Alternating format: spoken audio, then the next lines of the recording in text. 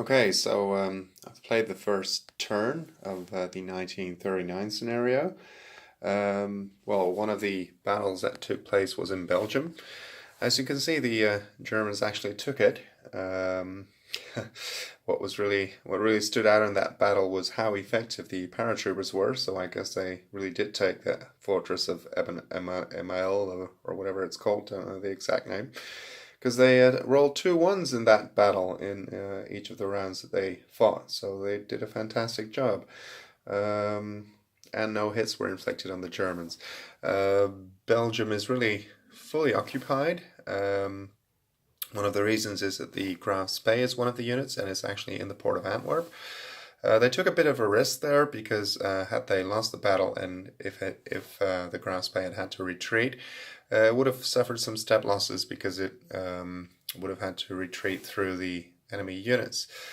At least I do believe that's how it works. Don't think it's eliminated. I'll have to look it up.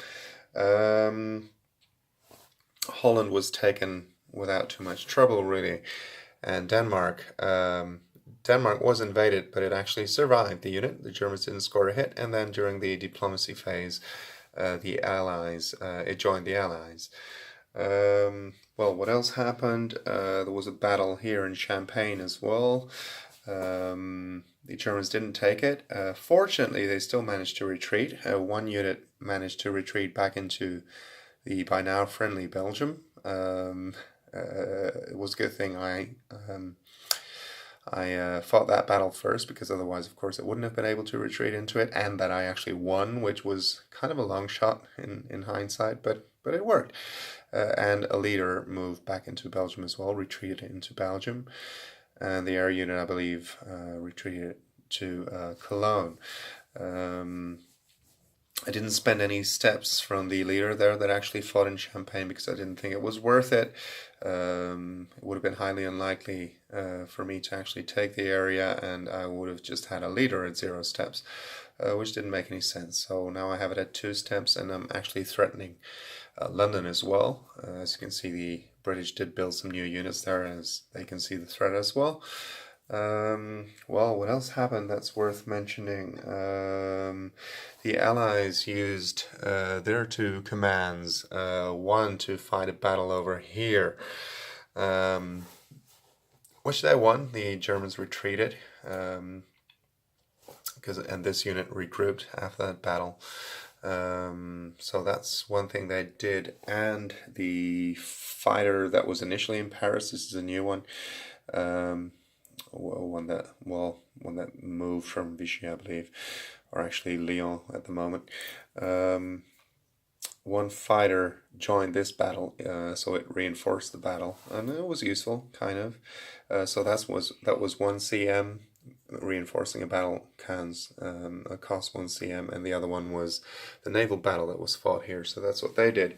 The Soviets built some new units and some new factories, which now brings their totals up to 11 resources and 11 factories. So that's going to be very helpful for the Soviets. They'll be able to build up much more quickly. The Germans built a new factory in Vienna. The Italians built a new factory in Venice, and I believe, what else did they do? They must have strengthened one of their units by 1 point, although I don't quite remember which one or where that was, but that's what they must have done. The French, as I said, they built a new factory, and one of the infantry units was strengthened as well. The British also up their convoy 1 step. Well, I believe those are the most important things that happened in this round, and I'll continue with the next one. There's one thing that's perhaps worth mentioning still. The Germans rolled for Poland during the diplomatic phase. I'm not quite sure if that's allowed, because the new rule 10.3 is a little bit vague about that. It says something about a country having to be attacked each and every round, each and every turn, because otherwise it will become neutral again. Well, as Poland already starts out the game as being well, not neutral. Effectively, I assume it means that they have to be attacked in the very first turn as well. Otherwise, it becomes neutral right away. That's how I played it. And well, the Germans rolled for it. I didn't see any. I mean, neutral is neutral, and well, the fact that they're being surrounded. I mean, you could interpret it as peace talks going on, or some other way to solve things peacefully. I have no idea. Maybe there was a coup in the country. Explain it whichever way you like. But anyway, the Poles rejected the German offer, so to speak. Yeah, that's about it for this turn. Hope you enjoyed it.